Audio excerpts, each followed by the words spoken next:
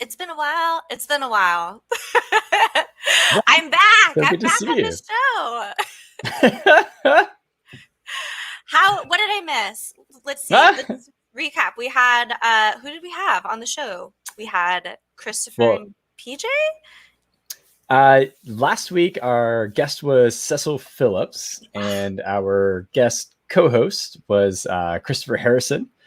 So awesome episode. Cecil has such an amazing story. He was born and raised in the island of Antigua, and then came to the U.S. for college, and now or became a professor at Florida Tech, and now he's a senior engineer at Microsoft. So if you missed the episode last week, you can find it at 8bits.tv. Definitely go check it out. And yeah, the week I'm gonna before have to watch that, this because Cecil's my teammate. I work on the same team as him, that's right. Yeah. and I didn't tune in because A, I was on vacation, but B, I was like, I know this guy, I know this dude, I don't need to watch. But now I'm thinking I need to learn more about this origin story Yeah. that I did not He had no awareness of. he used to be a competitive swimmer for the Antigua national team. Okay, now I'm definitely watching What? this. Oh, and if you're And watching, if this is your first time watching live with us, we also have a podcast version of this. When you go on your walk later, or your run, or your jog, or if you're folding laundry, you can go back and listen to those episodes at 8bits.tv for more info. that's right. And who else do we have? And yeah, the week before that, our guest was Ben Buttigieg. It's spelled like Buttigieg, who, if anybody remembers Mayor Pete from the previous election cycle here in the U.S., they're not related. Ben's actually Welsh, so not even from the same country. But yeah, Ben has an amazing story as well. We had our guest host, PJ Metz, who has been on the show a couple times. So if you're a fan of the show, you've probably met PJ before. But yeah, also amazing story. Ben actually started coding, working when he was super young, even before college. There was a major telephony company. I forget the name off the top of my head, but just happened to be this company was down the street from where he grew up, and they gave him a job writing code when he was just a little Ben, and now he's Oh, he's big yeah, now. yeah. That's the Yes. glow up we love to see. he's grown up into he's Big Ben now, so he's just a clock over by over Beautiful. in London, you know. Love that journey. Ben's super into photography and drones, and he takes amazing trips to places like Iceland, and he posts all this amazing footage on his YouTube channel, along with being a senior developer at Microsoft. So I'm gonna lots of have to good download stories. these. I was gonna catch up on the plane ride back, but I instead watched the new In the Heights movie, which I very much enjoyed and would recommend to anyone. But these sounds like some great apps. I'm gonna have to go back into the archives. I think we just must have missed our 1 year anniversary of 8-bits coming up here, Brandon. So what a special we'll have to do something special to celebrate it soon. But for anybody who's maybe new tuning in this time, you can watch all of the many previous guests and episodes and fun times that we've had on the show at 8bits.tv. But Brandon, what did I miss did I miss anything in the Microsoft world? What have you been doing? What's your life been? Ooh, so friends of the show know that I'm a mobile developer. I used to work at Xamarin and still do a lot of stuff with Xamarin internally at Microsoft. And I've also been working on something called the Xamarin Community Toolkit. So if there's any Xamarin developers out there listening, you should check out Xamarin Community Toolkit. It's open source on GitHub. You can add this NuGet package into your repo. And it's basically the code that you've probably been copy and pasting from Xamarin app to Xamarin app. Like if you've been using specific behaviors or effects or custom renderers, we try to bring all those common controls into the toolkit. But with .NET MAUI coming out, I'm leading the initiative to have a .NET MAUI toolkit. And so I can't say I'm waiting on one more approval before we can make the official announcement. You'll find it on the Xamarin blog once it's public. But working on support for a .NET MAUI toolkit. It's going to happen. It's just how we're going to do it is the only thing we're working out internally. But yeah, stay tuned because there will be a brand new toolkit for .NET MAUI that will also encourage folks from the community to contribute to. And even the existing toolkit, we'll make sure it also works with .NET MAUI. So even though it's all based on Xamarin Forms, you'll be able to, well, we're calling it a MAUI compat. So it'll be MAUI compatible. So if you want to stay on the older toolkit, you can, no problem. But the new toolkit will be very much .NET MAUI native. So it'll take advantage of all the new performance improvements that are coming with .NET MAUI. But I can't wait to announce this. I'm itching to write a blog post this week if I get the thumbs up. So stay tuned. So that totally the sounds like announcement your about jam. my announcement. Exciting stuff in the Xamarin world. We love to see it. Let's see. Well, okay, first I have a question for you. Brandon, have you ever heard of a shirt bot? Do you know what a shirt bot is? Do you have any Short awareness? A shirt Is bot, that like a shirt. Oh, a shirt. They're saying a not tall bot, like a short No, bot. not me. But a shirt bot. Does this ring a bell to you at all? No, Okay. is it a bot that makes shirts? Well, do I have a video for you / live stream to watch? I'm really excited to be doing a new month-long series with 3 actors starting July 1st called Got Bots. You can check it out at aka.ms/gotbots to sign up for the first one. But this is a series that I'm going to be doing on Thursdays at 3 p.m. Pacific time, I believe. Let me double check. Yes.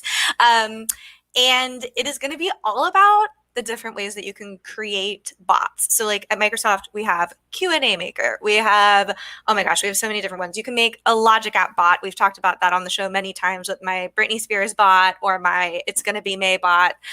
We have an API for bots here. But something that I discovered recently, Brandon, when I posted a picture wearing a shirt similar to this, except it said different words on it. And someone commented on my tweet and said, I want this on a shirt, or where do I buy this shirt? Now, I learned very quickly that if someone comments, I want that on a shirt, where do I get this shirt? How do I get this on a shirt? Ooh. That there are bots on Twitter for these certain, t-shirt sites out there that are sort of taking advantage of this and printing unlicensed shirts, taking away credit from artists and selling them at a lower price. Now, you know me. I love artists. I want people to get paid, especially for the art that they make. So I found this to be really terrible, right? I was like, oh no, there's these really malicious bots out there that so I always discourage people from commenting on any posts that I do, asking where the shirt is from. So I've done a couple experiments on this recently where I'd say, hey, I'm doing an experiment, comment, I want this on a shirt. And it's become sort of this fun game to play on the bots, but I've learned a lot in the process. And this series is going to start with a talk all about ethical bot creation, because especially when we're working with AI, when we're working with ML, we want to make sure that things that we're building, especially bots, aren't harassing people. They aren't going to be hurting anyone in any way. That could be financially, that could be, taking away business. So check that out. If you want to learn more about bots, I make a lot of really silly, stupid bots. You can check them out. I retweet them all the time. Shania bot that the lovely PJ has made with me and many others. So come learn about bots with me. aka.ms/gotbots. It'll be a party every Thursday. And yeah, so that's a shirt bot. Shirt bots are bad. We don't like shirt bots. Short bots, good. Shirt bots, bad. It's funny. Got bots. In my head, I picture, it reminds me of the Got Milk slogan. Yes, gosh, you what was got that? my The inspo. 90s. And so I'm just picturing a bot with like a little milk mustache, like how the Got Milk campaign used to do. Well, I think you just used my logo. I think Yes. I'm going to be spending some time in Canva this afternoon. Thank you for that idea. Yeah, it's funny. So for anybody that doesn't know about the Got Milk campaign, it was a thing to encourage usually children to drink more milk. And yeah, they would get celebrities, and the celebrities would take a sip of milk, and then they'd have this milk mustache. It looked like a milk stain on their upper lip, and it'd just be like, got milk. And every cafeteria, library, magazine that I had these in them. I remember Kermit the Frog and Jim Henson even had little milk mustache. Everyone was doing Got Milk. But do they got bots? Do they got bots? Hashtag got bots. Maybe the first bot that I built is like a Got Milk. I don't know. We'll see. I don't want Big Milk to come after me, so we'll put a pin in that. But speaking of 90s and early 2000s nostalgia, we have a lovely guest today who I'm sure has a favorite. Okay, we're going to give them a couple seconds in this intro to answer this question, to get thinking about it. What is their favorite Got Milk poster? We would love to know. So give that a thought. But we have a special guest today, Brandon, who is also a cloud advocate, works on a team with me over on Next Generation Experiences, is passionate about education, is passionate about teaching, is a freaking doctor, one of the coolest people I know. Welcome to the show, Sarah Guthels, Dr. G. Hello, thank you so much for having me. Okay, favorite Got Milk poster. Oh gosh, I don't know. You made me just like search for them. Honestly, okay, it's probably a tie between the Olsen twins because they were just icons. And they just pulled it off. Like, I don't know. Anyways, their charisma. Anyways. And then the Jim Henson one, because I remember that one. Wasn't that one like black and white or like really dusty lighting? I don't know. It was just art. It was definitely in a dusty library for me. So that Brandon, do you have a fave? The one that always comes to mind for me is Michael Jordan. So, I mean, you can't think of the 90s without thinking of Michael Jordan in general, but yeah, he did the Got Milk campaign. And if you wanted to play basketball as good as Michael Jordan, you just had to drink milk and probably wear his shoes. Sorry, random tangent. Wheatie boxes were also a thing where, you know, on a Wheaties box, there would be like an athlete. And I did gymnastics when I was a kid, and they did a photo shoot one day, and then they put me on a Wheaties box. Wow. And when I was a kid, I thought that it was so like amazing. And then I look at it now and they literally just like cut my picture out of a printed picture and like pasted it on the Wheaties box and then put the box in like a plastic clear container. Now, for people who are maybe a little bit younger than us, Photoshop was not super accessible back in the day. So it used to be literally a thing at theme parks like Six Flags. You would go there and you would pay anywhere from $30 to $40 to put your picture on like Sports Illustrated or Nickelodeon magazine. Like, and it was just people. I have one writing Shamu, the whale.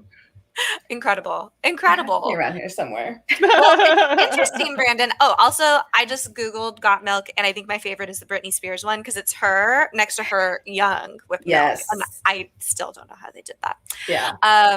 Someone said, yep, did one in Six Flags. I definitely have a image of me very young, photoshopped onto like a bikini model or something, just like looking very cool. But interesting segue from Michael Jordan into something we're going to be talking about a little bit later. There is a reimagining of Space Jam coming out, Brandon, called Space Jam New Legacy. And Sarah actually gets to work on all the awesome partnerships with that stuff. But before we get there, we don't want to there's a teaser, so people stay watching. But Sarah, tell us a little bit. Well, first tell us who you are, what you do at Microsoft, and then we'd love to get into your Marvel origin story, so to speak, of how you ended up here at Microsoft. So we know you, of course, you work with us, we love you, but tell us about your job at Microsoft. Yeah.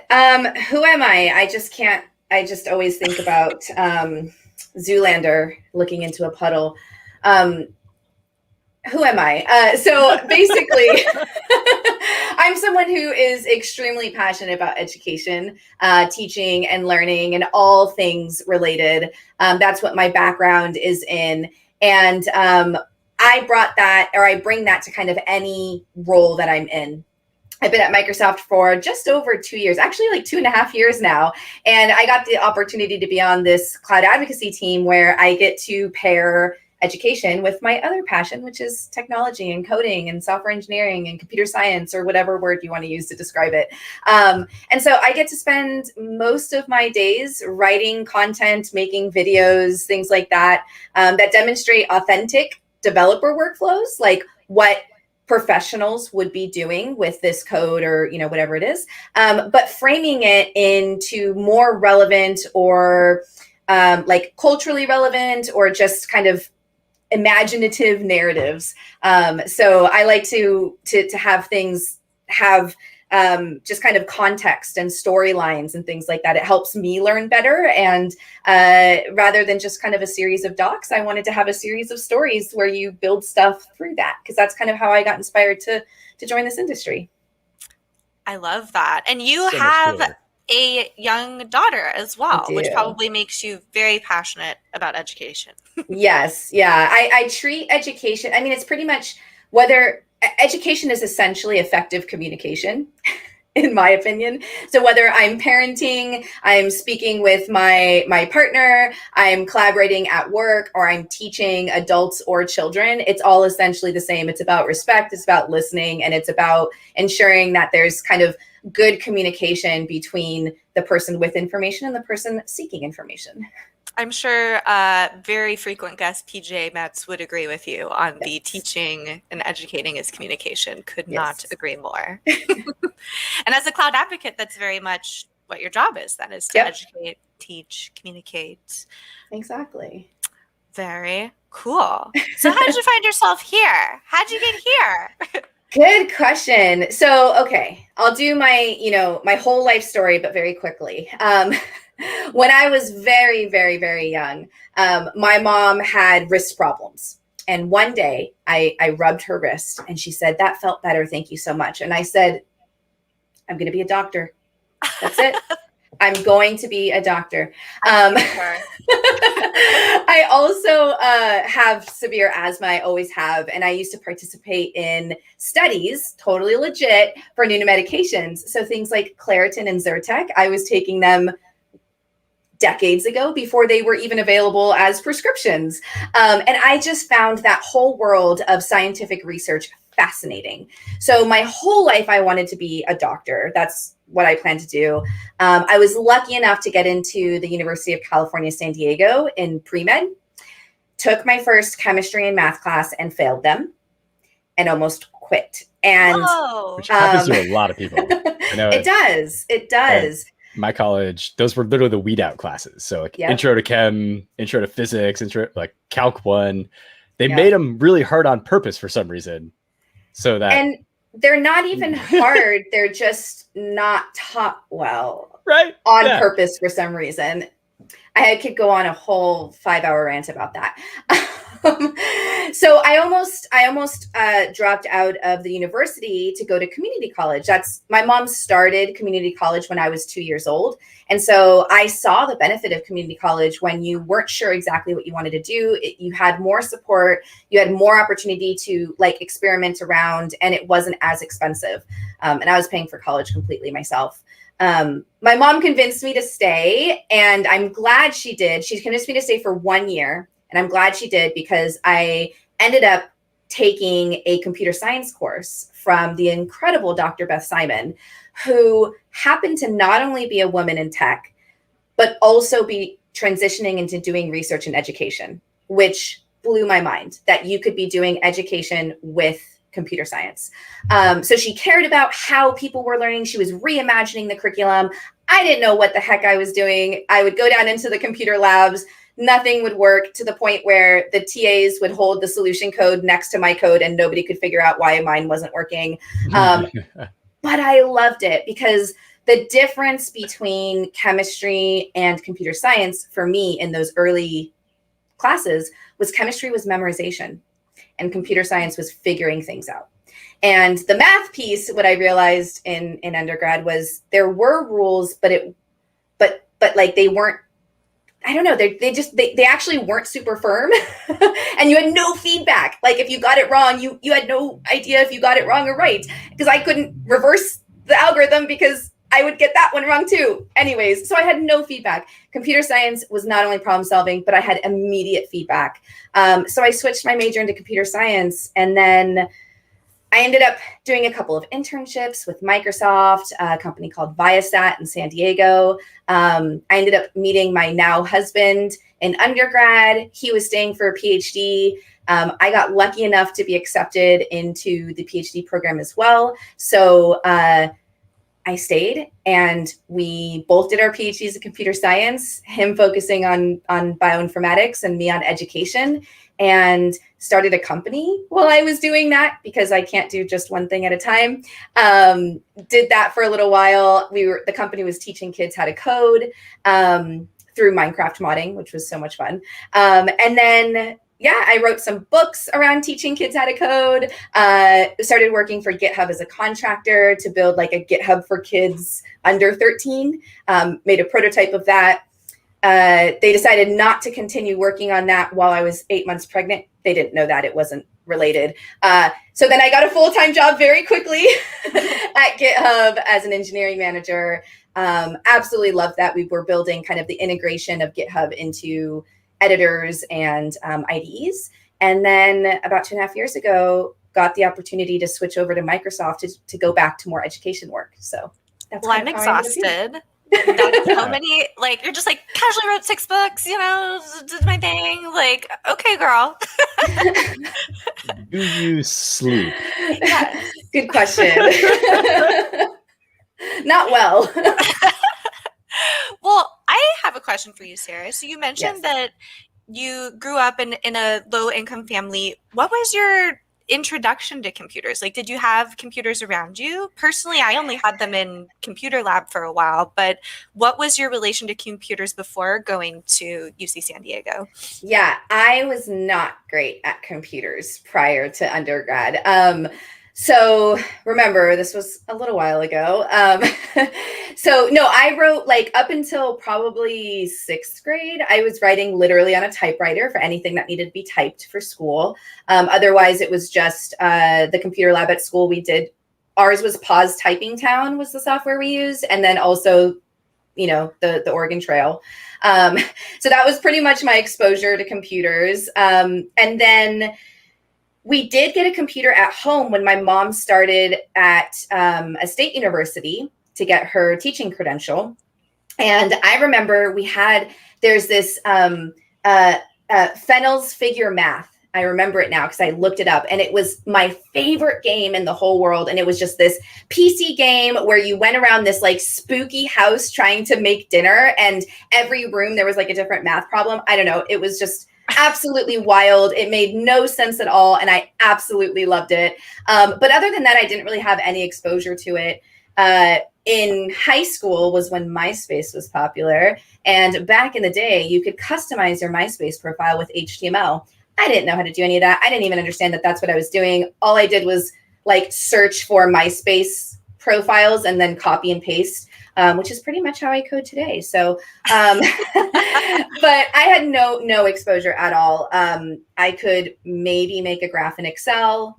I could answer email. I could make a PowerPoint. That was like my technical skills when I started. It's interesting because you mentioned that now, especially with the partnerships that you work on kind of telling these stories and teaching people through stories. Yeah. A lot of the games that we all grew up with on computers, I feel like I have this one called Museum Madness, where like you had to go through this museum I know way too much about the Gettysburg Address, y'all, and the Panama Canal, like truly. But it's so true that but I remember those things, and I do not think that 4th grade Chloe would care or know if she didn't have to pass that level 5 or 6 times with Abraham Lincoln to figure out how to get the key from the mummy, you know? Yep. Brandon, did you have any education software like that? Oh yeah. I loved them, but I can't remember what any of them were called, but yeah. No, I remember Mavis do Math Blasters. Mario teaches Math typing. Blasters. There was one where you're playing this character in a 3rd-party view, and you basically went around like solving these physics puzzles. Nice. And you would collect parts. And so one of the things you would collect is like at the end you would have this boss fight, but it was basically like you would build something. So you would build a Mhm. plane and you would fly your plane against the boss. And so you'd have to learn about like drag and how drag affects your plane, or like get propellers versus jet engines and how that affects your speed. And yeah, they did all those. And I wish I could remember what it was called, because I spent hours, days of my life. And I loved it. And like, yeah, when I arrived at my first physics class in high school, I at least knew a couple of these terms. So I wasn't totally confused. But yeah, I love those See, games. I feel like I was doing it wrong, because whenever I played Carmen Sandiego, instead of actually learning the facts, I just run into the kitchen to my mom and be like, who is known for making empanadas? Like, I didn't know any of the cultural significance of what I was learning. But see, that's an important point, Chloe, because so in my PhD, my focus was on, can we, so my dissertation was called Designing Learning Experience that Enculturate Novices. Okay. And wait, enculturate. Enculturate. Yeah, it's not really a word. Heard this word. It's a word because it's in the title of my thesis. So there you go. With an E or an I? With an E. Enculturate? Yeah. Yeah. And so essentially what my goal was there was a difference between math blasters and Fennel figure math. The difference was, in Fennel's figure math, she would go into this room and need to like fill a certain number of jugs of milk from this cow. And you literally had to figure out, you know, how many squirts from the cow to fill up the jugs. And it was the math problem was related to the storyline. Math blasters, on the other hand, is what we like to call chocolate covered broccoli. Yes, that's why I wasn't good at it. Exactly. And essentially what you were doing was you would play and then you would stop and do some math problems in a gamified way. Yeah. And then you would play some more and stop. So like your physics one, Brandon, sounds more like an enculturation of physics with gameplay. So like in my doctorate, we built a video game where you played a wizard and you were in this 3D world and you would walk around and there were these gnomes who needed help. They had lost their magic, but they used to rely on magic and now they needed your help and you're like the last wizard. So then you would write spells in your spell book that were actually Java methods to help them solve their problems. So the code that you were writing was directly related. You just answered a question for me that has been in my brain for so long, which is, why did math blasters give me intense anxiety? And that is because it was chocolate covered broccoli. Today I learned. Yeah. But that's interesting, because games where I didn't know it was math, where it was like, hey, figure out the change, like when it's in a scenario, I feel like my brain connects to that more. Yeah. Today I learned. This is really fascinating. And that's what I bring to what I do at Microsoft too, is like to kind of bridge over into that. I've gotten the opportunity, I'm super lucky that I've gotten to work with NASA and Netflix and Warner Brothers and take some of their rich narratives or experiences or storylines and discover ways in which our authentic developer workflows might match into that. So when we were approached from Netflix with the Over the Moon film, which came out last year, it's a gorgeous film about a young Chinese girl who builds a rocket to fly to the moon. And there's this huge storyline around it. And I got the opportunity to watch the film. And while watching it, I had this huge notebook of like all the ways I could see tech show up, right? And all the ways that it would authentically show up. And I don't want to give too many spoilers, but towards the beginning of the film, she's flying and she's making it. She's flying up to the moon. And then all of a sudden her rocket starts to fall. And the reason her rocket starts to fall is because her young stepbrother snuck onto the rocket and she didn't account for his weight. And that is a very real problem when making rockets. Like NASA has to think about not only the weight going up and the amount of propulsion that they have and all of that, but then are they going to land? Are they going to collect samples? Are they going to bring that back? What's that weight exactly? You know, how much food are the astronauts going to eat? All of that. So we tie all of that narrative around Fei and her journey to the moon with what NASA actually does and how data science and machine learning can actually fit into it. And like, I don't know, it's just my favorite thing to do. That is so cool. It's fun. Absolutely incredible. And now you shared some links with us before the show I'm going to pull up one now. This is aka.ms/learn in space. Yes. Is this also corresponding to the same movie? Yeah, so if you go to that link, there are 3 learning modules at the top of that page that are related to the Over the Moon film. And then there are 3 learning paths that are inspired by NASA. And I got the opportunity to interview literal NASA scientists and get inspiration from them. And so we wrote some modules around that. And that first learning path for NASA, which is an introduction to Python, inspired by NASA. That one actually you can do completely in the browser also, which is awesome. So cool. Incredible. It's fun. I'm so lucky. And I don't know if this one has anything to do with space, but we also have aka.ms/learn with basketball. Yeah. Yes. I don't know. I mean, Michael Jordan, basketball, space. I do think there might be some correlation. Yeah. So next month, actually, the new Space Jam: A New Legacy film is coming out. This one is going to be a reimagining of the original film. And you might have seen some previews or some trailers come out recently, but LeBron James is the star of this one, along with his movie son, who's played by Cedric Joe. And we got the opportunity to work with Warner Brothers in the Space Jam: A New Legacy film to make learn modules, some of which we launched in December. You can find 2 of them that we launched in December at this link, aka.ms/learn with basketball.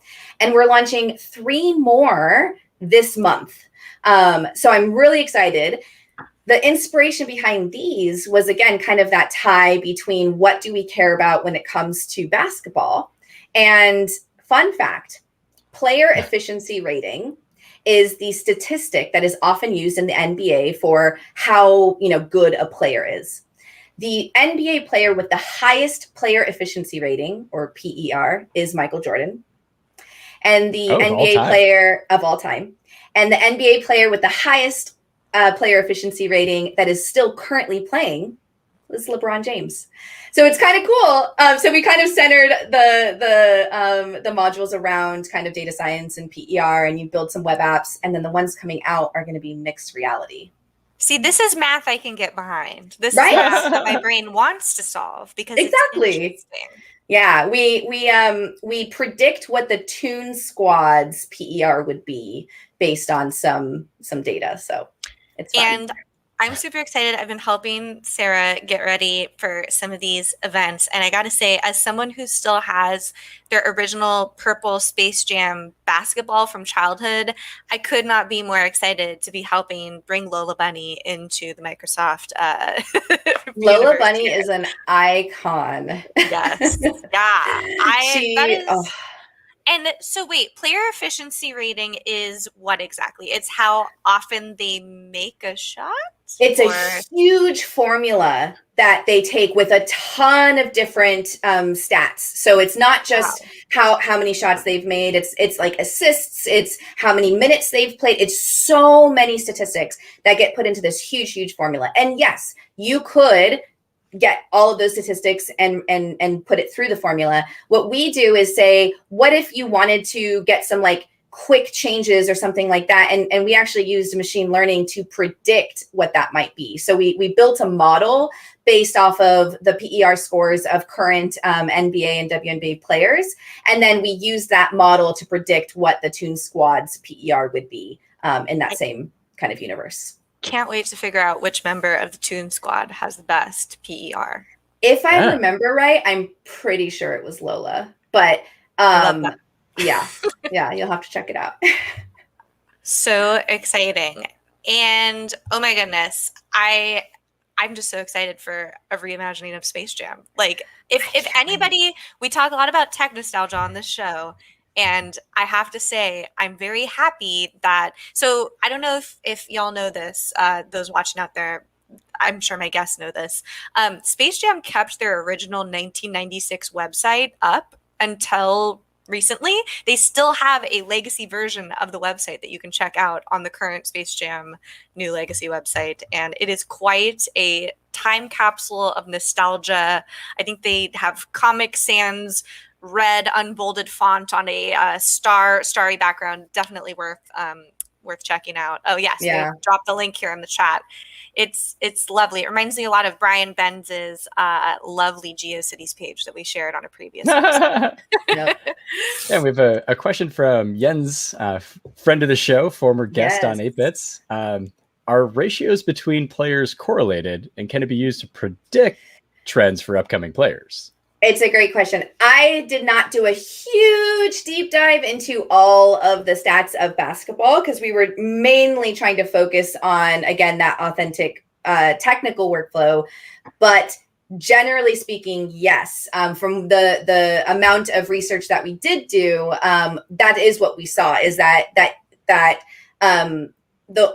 the data from all of the other statistics that would predict PER, given that data and those trends, you could potentially predict that. And that's kind of what we wanted to do with all of the Learn modules I write. They are not the complete story. They are the springboard. They're the starting point, because the goal is that you hear about this or you try that Learn module and you ask questions exactly like this one, and then now you have the skills to go answer that question and contribute to the broader kind of sense of this knowledge.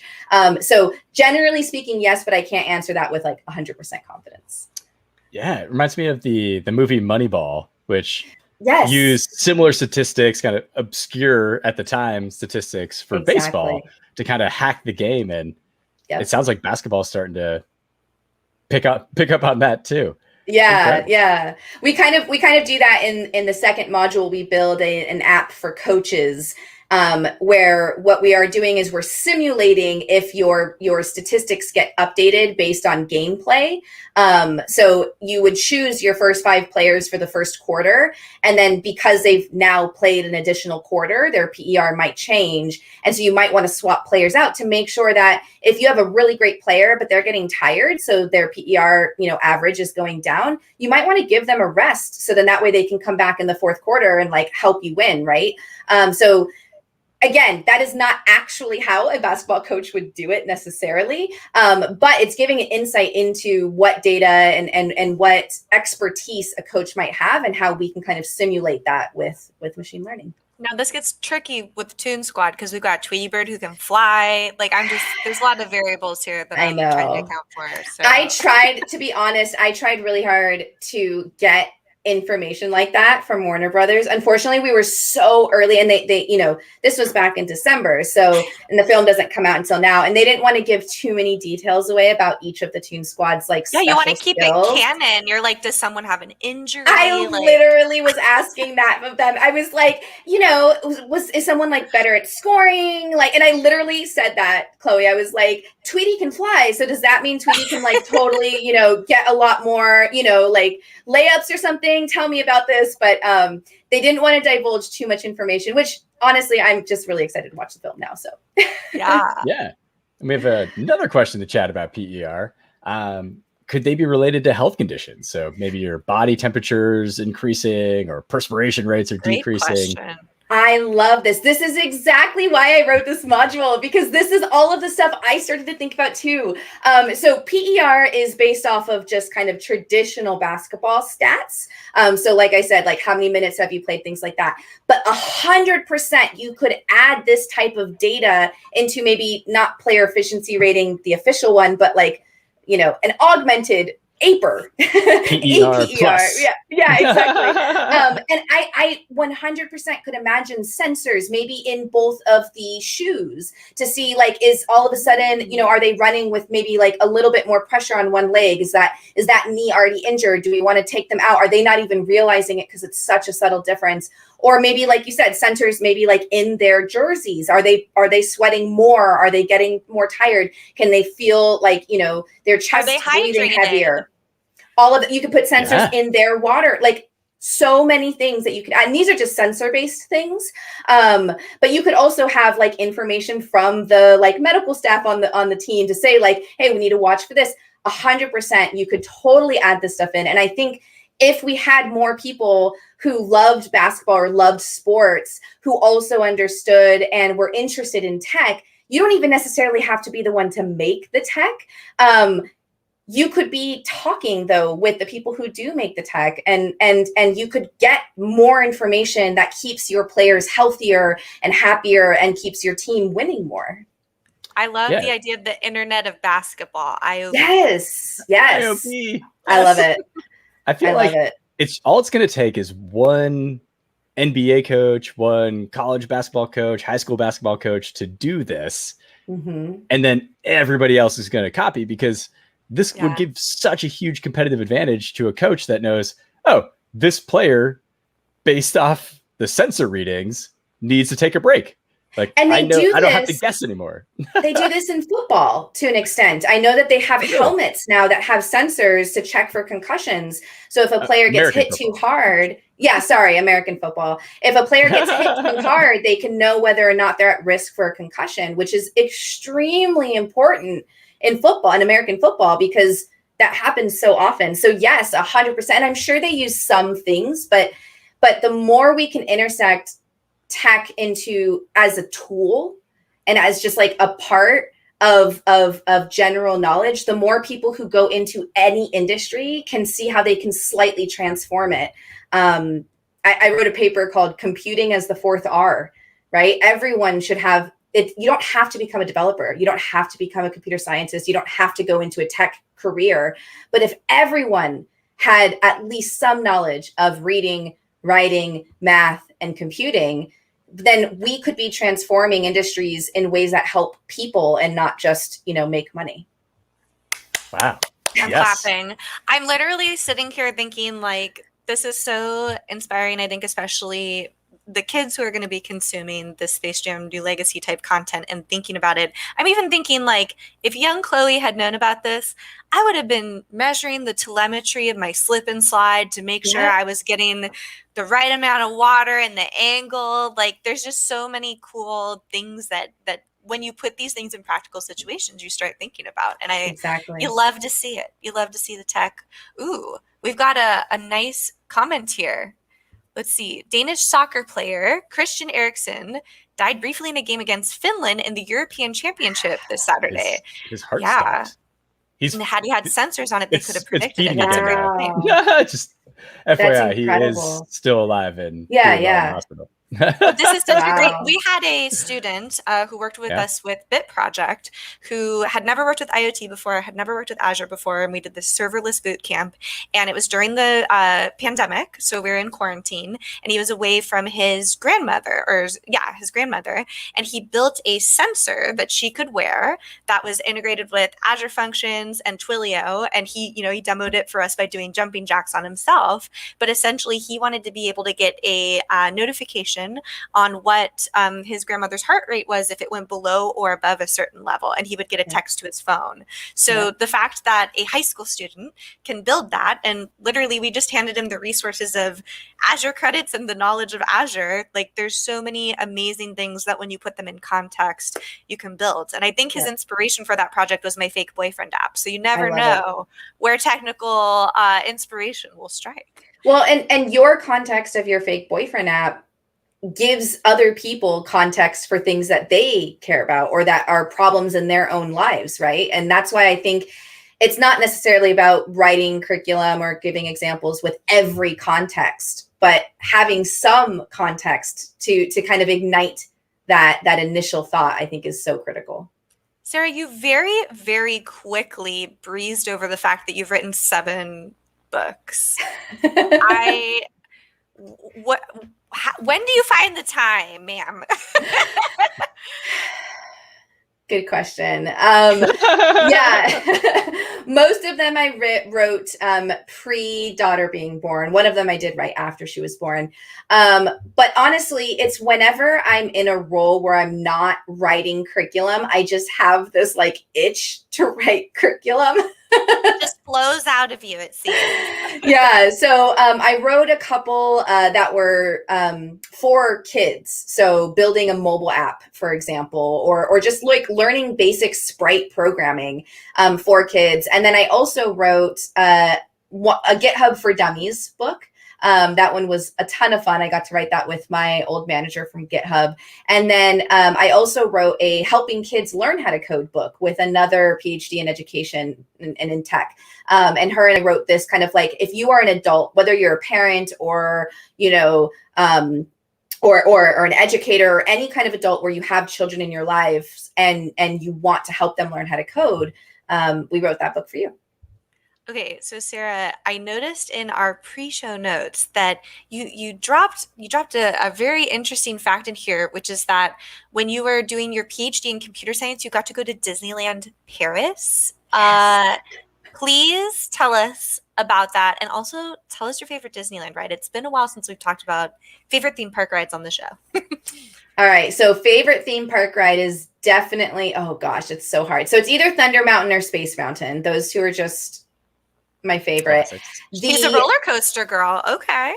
Yeah, the Thunder Mountain in Disneyland Paris is so incredible. You actually go underground. And so like you start in this mountain over here and then you go underground and you end up in this like little island for a little bit and then go back over. It is so cool, but it is a little bit more jarring. Like it's definitely more of like a roller coaster. Whereas I don't know, the one in Disneyland in California is a little bit more smooth, I think.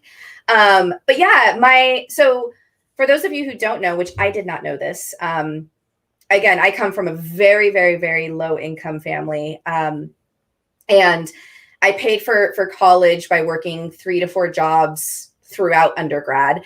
And when I was thinking about doing my PhD, I was like, I can't afford this. And I had already also taken out loans and gotten grants and scholarships and all this. And I was like, I can't afford this. But most PhD programs in computer science, at least, and most worldwide, but it definitely depends. They actually pay you a stipend and pay for your school. Now the stipend is not big. It's, back then it was about $20,000. It was way more than enough. Right. It's not, but I'm just saying it's not like, a job in tech. I mean, but it was way more than enough to live on, especially if you didn't have to pay for school. And that was just incredible. I never knew that was a thing. I felt so lucky. And the neat thing about it is that in addition to that, you often write grants with your faculty advisors. And those grants include funds to travel to conferences when travel is appropriate. And those conferences tend to be worldwide because we are a worldwide, field. And so, yeah, I got the opportunity to, on kind of the university's dollar, fly to France for a conference that I had. And then since it was the same price in terms of flights, I just made my flight like a little bit later, a few days, I think it was about a week after the conference had ended. The university did not pay for the time I was in France when I wasn't at the conference, to be clear. They did not pay for my housing, nothing like that.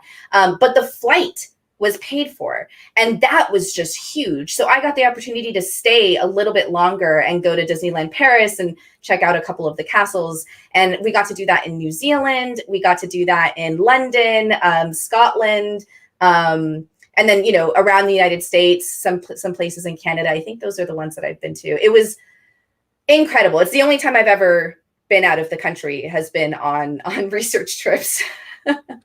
And I feel like Disney has done such a great job at educating through entertainment content. And I know Sarah and I have a shared love for 90s nostalgia, of course. Yes. What are some of, like, when you think back on your time, learning about computers and things like that, what kind of, was there anything that kind of like stood out as far as education wise that was really an important, like for me, I think back on learning about a lot of things from the dinosaurs, about like the prehistoric ages and things like that. Is there content like that really speaks to you from your childhood that inspires you now to create the content you do now?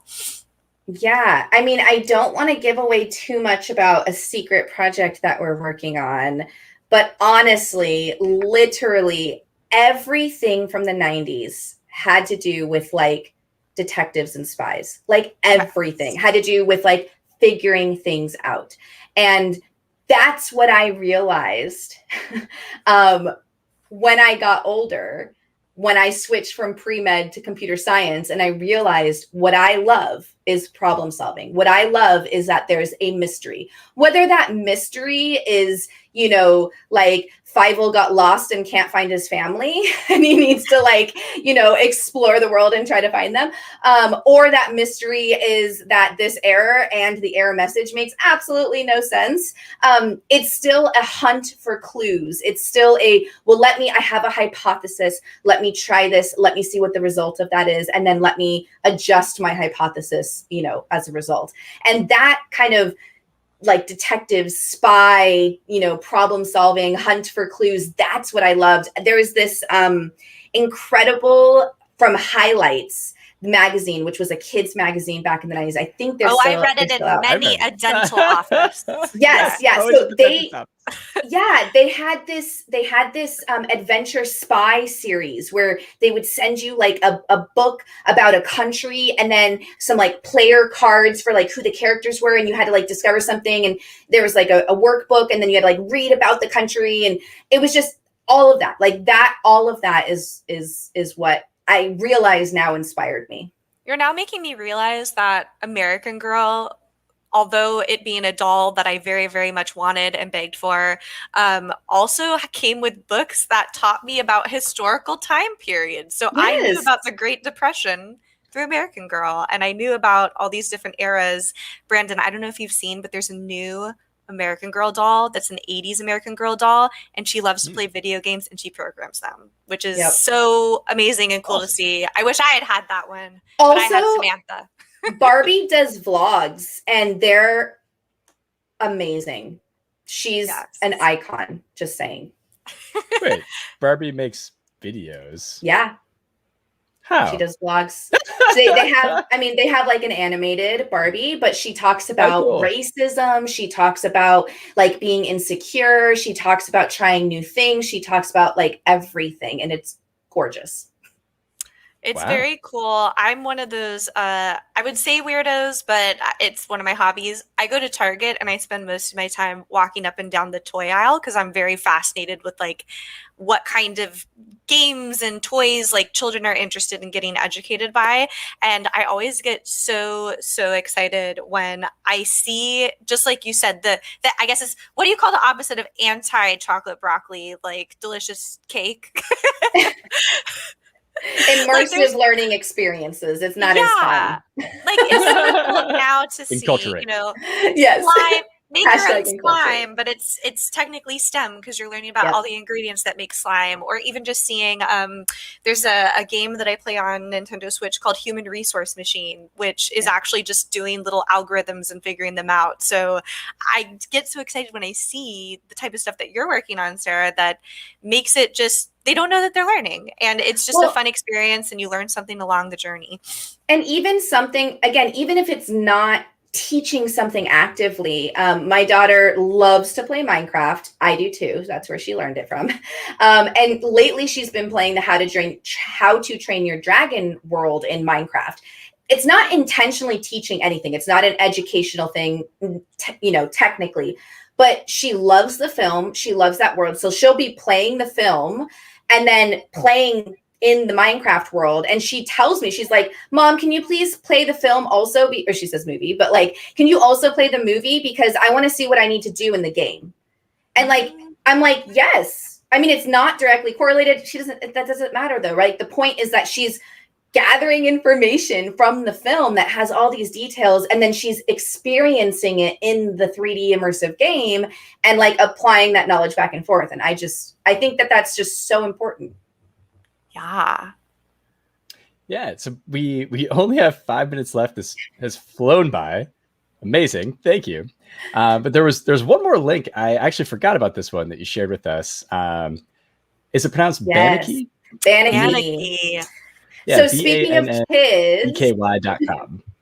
Speaking of kids and kind of tying things all together, Banaki is this incredible organization. They have a sister organization called BeyondTheBall.net. And both of these organizations, they're all around tying together esports, like gaming at a professional level, technology, sports, and entertainment. And Bannicky in particular has students, high school and undergraduate students, who make content for younger students or their peers in partnership with educators, but that are relevant to what their peers and this generation cares about. And so we're partnering with Bannicky on June 26th to just have this incredible all-day event where we're going to have folks, if you're into esports and gaming, from the FaZe clan, Skeptic, I think I'm pronouncing his name right. We're Friend also of the pod, Cecil, is going to be joining us. Is he? I can't remember. Maybe I'm thinking a different event. JK. No, yeah, you're going to be joining us, but Xbox producer Gabby Ponce is going to be joining us. We're going to have, it's Cassie, April Spate, and Sana Ahani. They're all going to be joining us. And then we also have Ian Brock. And if you haven't heard of Ian Brock, I suggest you look him up. He's absolutely incredible hosting the whole event. It's going to be amazing. We're going to have technical content. We're going to have esports content. We're going to have sports content, entertainment content, and chances to win Xbox controllers, potentially some Xboxes, some Surface Books. So check it out. It's free. It's public on Twitch. Just go to bannicky.com/findyourseat. I'm so excited. It's going to be such a good time. Yes. Yeah, and that's spelled BANNEKY.com/findyourseat. Yeah. Amazing. June 26th. Yes. Be there. I will be there. I will be speaking. I'm very excited. No, it's going to be really cool. And I think also, just like we've been saying this whole episode, it's a great blend of like gaming, sports, kids teaching kids. Yep. Adults teaching kids. It's bunnies teaching kids. So great. Very all excited. The bunnies. And Sarah, where can people find you on the internet and follow all the awesome things that you do? Yeah, I am Dr. Guthels on everything, pretty much, which was annoying when I had to switch my GitHub over, but it's fine. It makes it easier. So yeah, at Dr. Guthels on Twitter is where I'm most active, but you can find me on TikTok, Instagram, LinkedIn, GitHub. All of them are at Dr. Guthels. Amazing. And also, we will be having this video live afterwards, so you can check it out at 8bits.tv on YouTube. We also have a podcast, y'all, so check out the podcast. Add us on your favorite podcasting app. We have lots of awesome, amazing episodes with lots of folks that we mentioned on the show today, actually. Mm-hmm. Very cool. Well, y'all, this has been another episode of 8bits. And we're coming up on our 1-year anniversary here. So check out some really awesome posts we're going to be doing on our social. Check us out at 8bitspod. We're going to be posting a lot of fun stuff on there. And until next time, we'll see you next Wednesday.